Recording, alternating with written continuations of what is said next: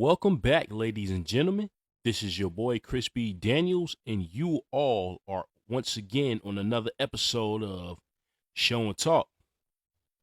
So today we're going to continue our Beyond Belief Fact or Fiction series, and this is episode 3, season 1. So our first episode is a little cheesy in my opinion. It's an episode called The Prophecy. It's about these 3 girls who spend a night with each other, and one of the girls brings over a Ouija board so they can try to summon spirits and all of this other good stuff. And they summon this guy named Victor. So Victor eventually makes it clear that he wants one of those girls, right? For some reason. And then once they start playing the game, they start hearing sounds up in, one of the girls' attic. Whoever friend they were staying with, you know what I'm saying? It's one of the girls' houses they were staying at, but they started hearing footsteps in the attic. And the girl was like, there's nothing but rats up there, and her father put traps up there, not too long before that. And one of the other girls was like, they automatically knew it wasn't no rat, because no rat sounds like footsteps. You know what I'm saying? And if it does, they got some hella paws. You know what I mean? But anyway, so the other girl, she gets freaked out and she takes the Ouija board and throws it into the fire. And so they try to clear their minds by watching a movie. And so the next morning, when they wake up, it's just 2 of them. One of the girls disappeared, and the Ouija board was back on the table. Now, this story could have been, fantastic in my opinion, but the only thing that kind of messed it up for me is after the girl threw the Ouija board in the fire, it's like this spirit or entity that came out, and you seen it, like came out of the board. But anyway, the next day, they wake up, one of the girls is missing. And so they couldn't think to do nothing else but check, consult with the Ouija board to see what happened to her. Real life situation, maybe they would have called the police. I don't know, because she wasn't there, or called her phone or something, called her parents or whatever. But I guess they decided to consult with the Ouija board. And so when they asked the Ouija board where their friend was, the board spelled out "with me." And they looked at, can't talk, y'all. They looked at each other, and that was the end of the episode. So, all right. The thing about this episode for me is the fact that you wake up, the first thing you do is go to the Ouija board that's back on the table in its chart. You know what I'm saying? So obviously, the girl didn't pull it out the fire when she was the one that threw it into the fire in the first place. So you decide to consult with the Ouija board after, what just happened, to find out what happened to your friend, instead of, making sure maybe she went home, maybe she ran away, you know what I'm saying? Maybe, I don't know. But according to the story, Victor, the spirit, took her. So this episode for me gets a 6.5 out of 10. You know what I'm saying? But the next episode, called The Couch Potato, about a guy, some fat, lazy dude, right? Other than work, all he does is sit on the couch and watch television and eating, And his wife is trying to get his attention and basically trying to, get him away, pull him away from the TV. But all he wants to do all day long, every day after work, is watch TV. And so one day, I guess he agreed to take his wife out for dinner. And it was some show he was interested in. And then that's when she reached a breaking point. She was about to leave him until he had a heart attack. You know what I'm saying? So the paramedics showed up, and they couldn't revive him. It was too late, until something very unrealistic happened. His hand fell through the TV when they tried to lift him onto the stretcher, and that's what brought him back to life. And so the woman left him anyway. because again, all he wanted to do was watch TV. Now he didn't have a job either, so he was at home all day, every day watching TV. So the thing about the story that's causing me to scratch my head was okay. So the guy was unemployed. He was no longer married, and he was in front of his TV all day, every day for however long. So it's like, what was going to happen after that? You know what I'm saying? You didn't have a job to take care of yourself or nothing. You're just watching TV all day, every day until they decide to come shut that joint off. You know what I'm saying? But I don't know. Maybe that's just me thinking a little too deep. But the next story, love over the counter. This one is about the stock market. So this woman's husband, he winds up dying. Well, he's dead at the beginning of the story. And then his best friend, which is also into the stock market, starts helping his wife.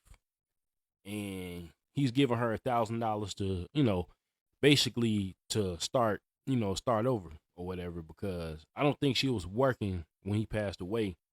So her husband started sending her messages from beyond the grave, like little hints and all of that in newspapers and things like that.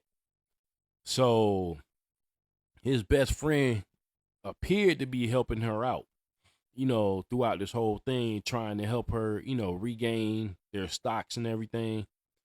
And come to find out that the guy, his best friend or whatever, was cheating him. You know what I'm saying? So he was basically stealing from them, and the wife had found out. So one night, she no, one morning I believe she got a voicemail from him saying that their stocks are doing really well, and he was waiting on her phone call, and she ain't speak to him in days because she already found out at that point that she was being cheated out by him. So she had the morning newspaper, and the way the paper was folded, it looked like it said "sell now," but it was like a headline story in the newspaper when she unfolded it. And then she folded it back up. Once again, it said "sell now." So she said she knew that was her husband trying to help her, regain their profits and everything. And so she did exactly what the message was telling her to do. And then we kind of find out that the husband's best friend got arrested for embezzlement. You know what I'm saying? So, in other words, he figured that she knew nothing about the stock market and he was trying to take advantage of her.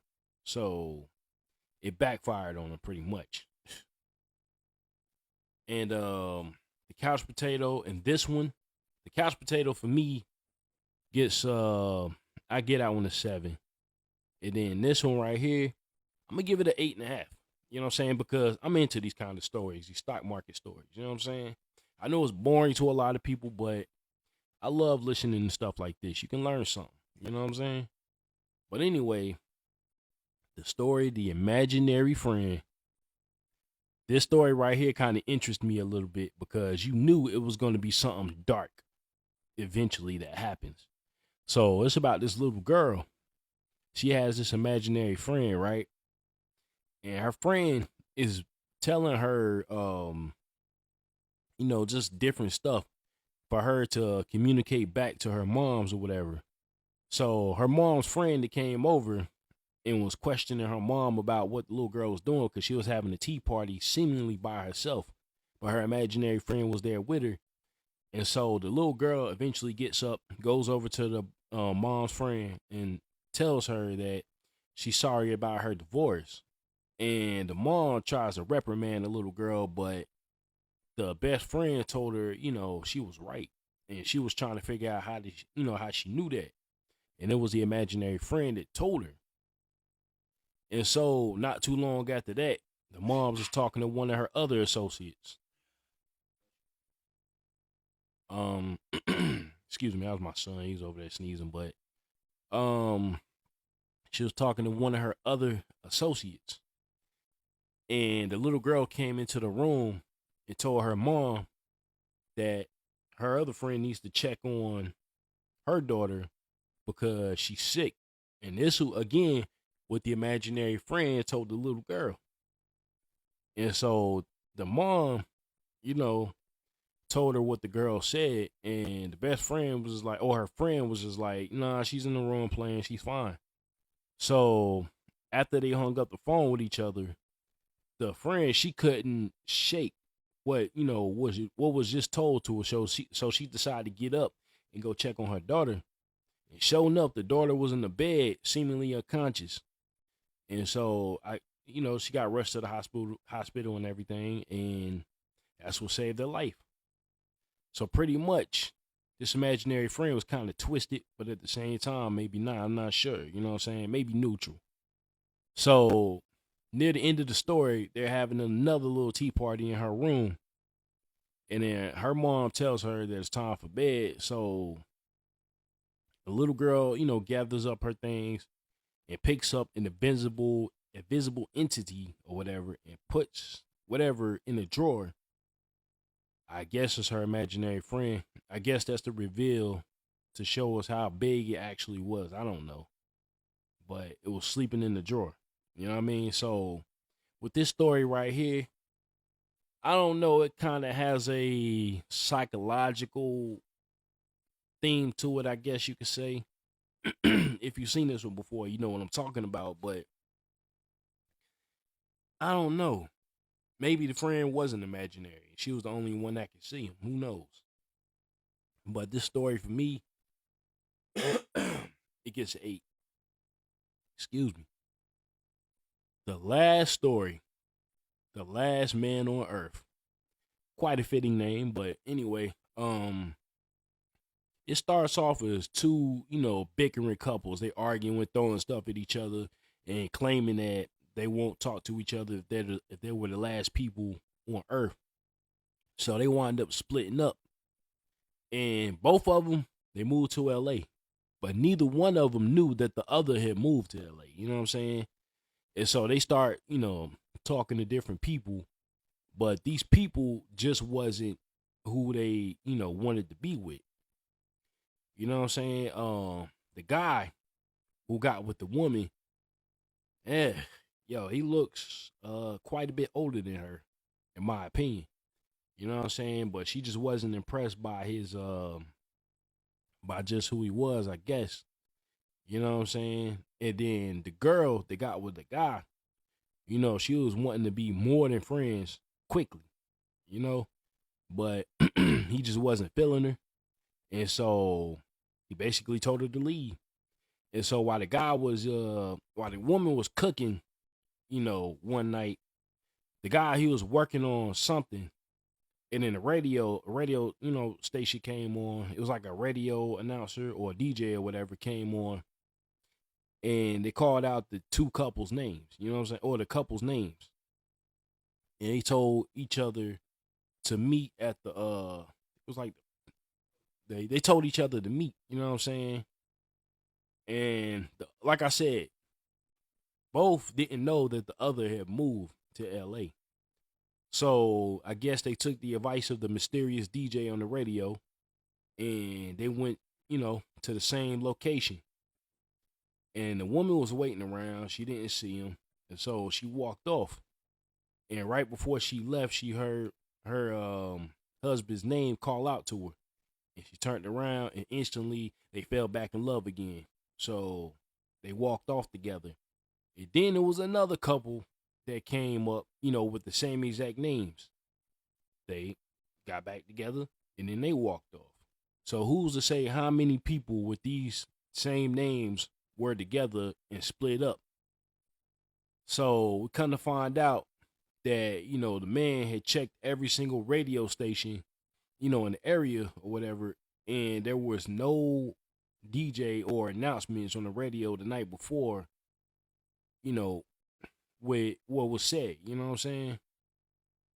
And so there was no broadcast on before, basically, about what, the guy was talking about on the radio. So that was pretty much into that story. The story for me, I can't even lie. I give it a 5. I'm not interested in romance stories like that. I mean, there are some out there that are pretty good, but I'm just not into stories like that. So yeah, I wasn't really too invested in this one. So that's pretty much episode 3 right there. I mean, I take that back. It was all right. It was just all right. It wasn't one of the better episodes. We got better episodes coming, but this one overall for me, it just didn't do it. You know what I'm saying? It didn't deliver. But maybe y'all will have a different opinion if you watch it. So make sure you check it out and then come back to me and let me know what you think. All right? About to jump off of here, and I'll talk to y'all later. Peace. The feeling is mutual. Come in, take a seat, share your thoughts with each, and preach it when you speak, so we can share kinetic energy throughout the brainwaves to keep us balanced out and all on the same thing.